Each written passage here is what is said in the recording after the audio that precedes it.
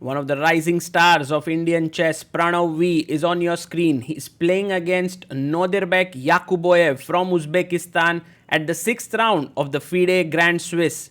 Yakubboev is number 3 player from Uzbekistan after Nodirbek Abdusattorov and Javokhir Sindarov. Pranav in this tournament has been amazing. He drew in round 1 with Radoslav Wojtaszek, then with Nikita Vityugov, went on to beat Dmitry Kolars, drew with Nihal Sarin, then beat Andrei Esipenko. What a performance he's having. And now he's up against Nodirbek Yakubboev. A big challenge for him here. And Pranav will be looking to move to 4 or 4.5 points. He's right now on 3.5 out of 5. Let's see how this game pans out. The players are ready. The time control is a massive 100 minutes for first 40 moves, then 50 minutes for next 20 moves, finally with 15 minutes till the end. D4 by Nodirbek.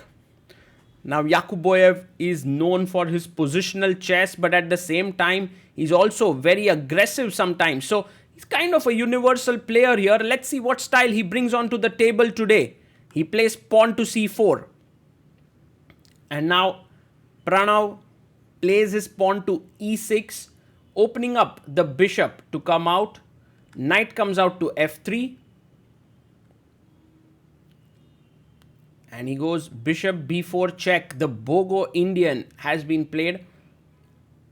And Yakubboev brings his bishop to d2. There are many lines here. a5 is one possibility. There's queen e7. But Pranav keeps it simple. He takes on d2 with his bishop. Queen d2 makes a lot of sense because you want to develop your knight on c3. And now this very stable line with d5. So Pranav plays it very simple. Just takes on d2, plays d5, will next castle, get his knight out, play b6, bishop b7. This is how you play simple chess. And look at Nodirbek Yakubboev. He plays h4 here. And this has definitely put Pranav in some thought.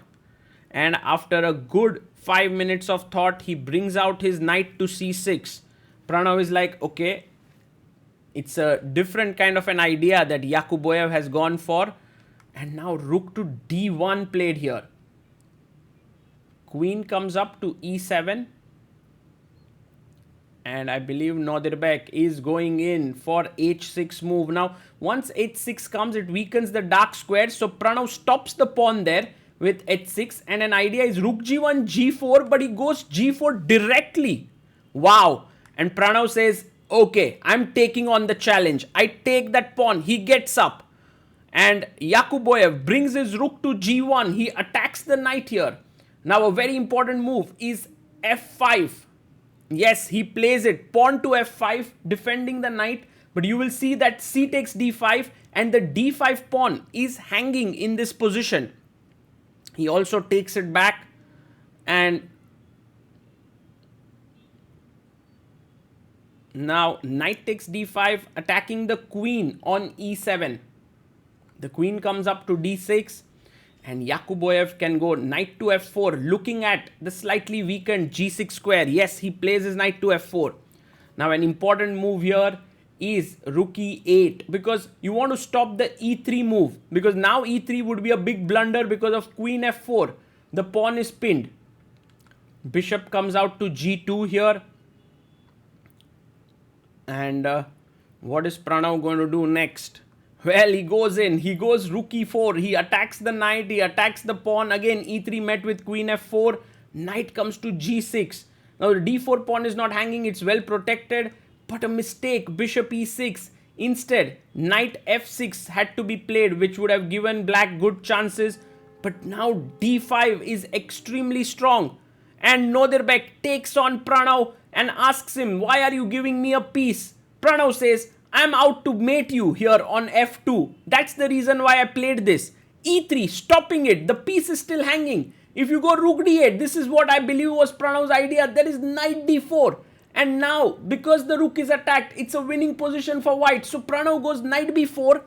And if you take the bishop on e6, there is knight c2 check, followed by tactics on e3. So Pranav makes another good move, which is knight d4. He's attacking the rook on e4 and rook takes d4 taken. What a game.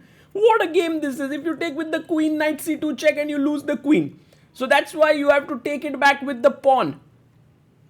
So he takes it and now Pranav needs to give this check, or else, I mean, in general, he's in big trouble here.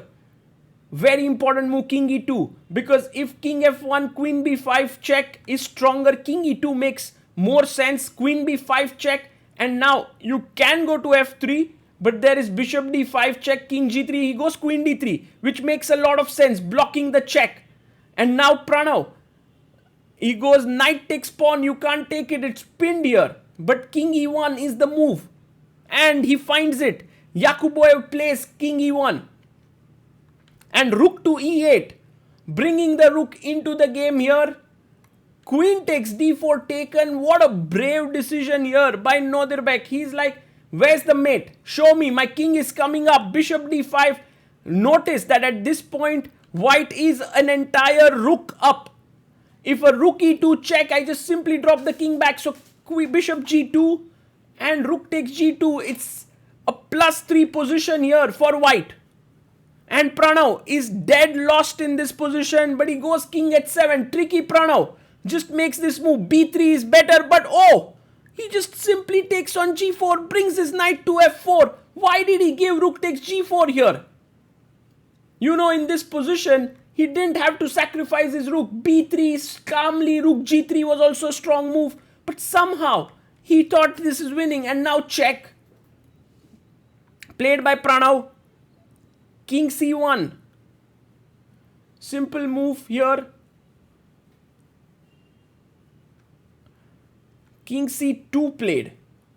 And now queen f5. It's actually Pranav's move. King h7, which made Yakubboev a bit nervous, and he simply sacked an exchange. So instead of being a rook up, now he's a piece up, which should be still very good. Queen takes a2 taken. And now knight to d5 looks like a good move. He goes for a check. King goes to g8. Count the pawns. 1, 2, 3, 4, 5, 6. Black has 3 pawns for a piece. Knight to g6 played here. And now can we go for queen d5 check in this position later? Queen e6. He comes back. But that could lead to a queen trade. He does it. Queen d5. White still in the driver's seat here, especially because his knight is, I think, much better than the 3 pawns here. Queen d7 check. Let's see what Pranav does now. He takes the queen, rook takes d7, king comes up to f6. He's coming to g5 next. King comes up to d3. And a very good move, rook e6 played. Now the thing is, you could take potentially on c7, which he does, but rook b6. Pranav is such a fighter, such a tricky guy. Rook b5 now. He finds another good defensive move, attacking the pawn on h5.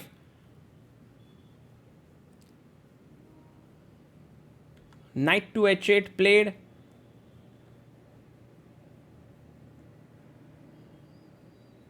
And king g5, and all of a sudden the position has equalized here. Pranav is back in the game. Rook takes g7, you take the pawn, and the reason why this is equal is, although you have only 2 pawns for the piece, the knight is not really playing so much, and the black king is doing a good job. Rook f5 now, f2 pawn under attack. He goes knight to d6, attacking the pawn on b7. Pranav gives a check. King comes up to d4. And now you can chop off rook takes f2. And you will see that Yakubboev's body language is changing. He realizes that his position is no longer winning. Pranav has immense counterplay here. And he comes back, rook f6. Now you can take here on b7, but then rook b6 seems like a good idea, and then you start pushing your g pawn. So king e5 played. And now a very good move, rook g6. offering a trade. If you don't take, the g pawn is running down the board, so he takes on g6. King takes g6.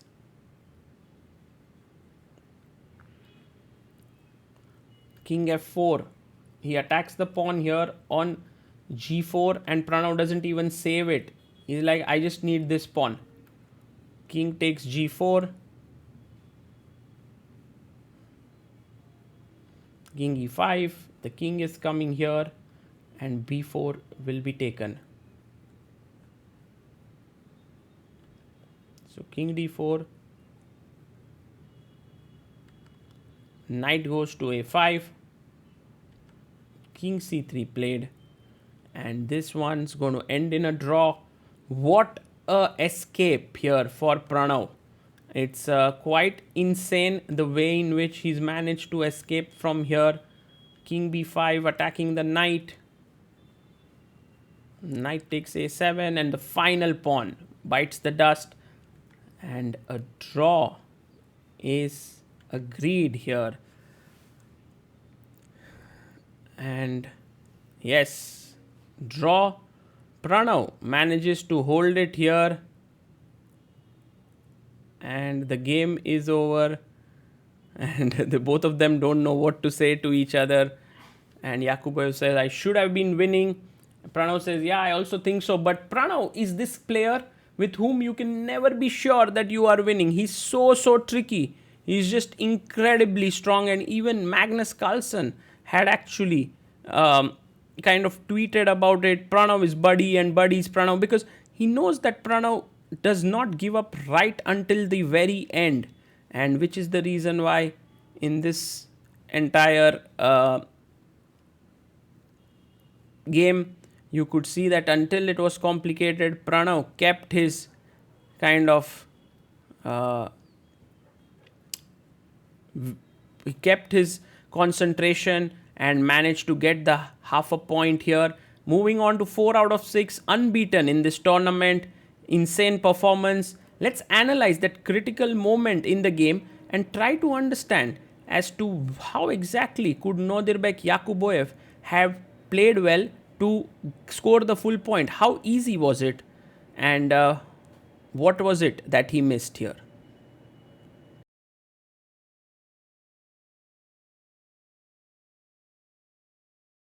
So let's try to understand in this position.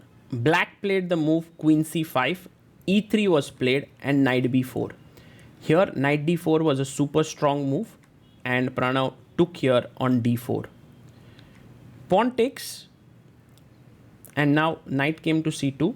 It's very interesting to note that king f1, check, queen d3 now actually does not get the job done because of bishop d7, which is insane, because after queen takes queen, this is a checkmate. So that's the reason why getting the king to e2 made a lot of sense. Queen b5, queen d3. He took on d4. Until now, Yakubboev has played brilliantly. He is fearless. He takes on d4. He comes up to d2. He's not even afraid of any checks here. He just simply drops back his king. So this should be completely winning. And in this position, I felt the most incredible move that someone could make is king h7. I mean, think about it, guys. Like, you are a rook down. You would think of moves like rook e2 check. You would think about queen e2 check. But who comes up with a move like king h7? Pranav has kind of mastered the art of swindling his opponents.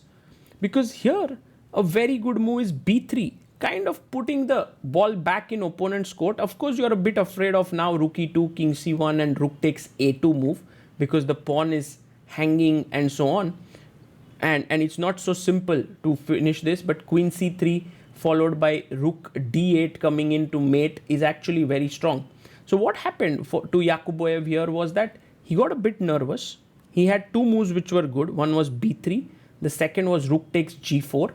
But he went, sorry, not rook takes g4, rook g3, which was a good move here. And after rook e4, you have queen c3, and white is playing for a win. But he took here, and after takes knight f4, it so turned out that black has enough counterplay to put white in this doubt of winning. And in fact, in this endgame, It was not at all easy, because here the threat was, of course, rook check and winning the pawn. So he brought his king up, and now this beautiful move, rook moving like this, attacking here, rook b5, attacking this pawn, and Pranav managed to hold this game brilliantly. For me, there were many good moves that happened in this game from both sides, especially Yakubboev playing so beautifully. But the move that stands out is just absolutely this move, king to h7. I mean, how do you make this move when you are a rook down? Absolutely hats off to Pranav for finding such a wonderful move and for holding this game to a draw.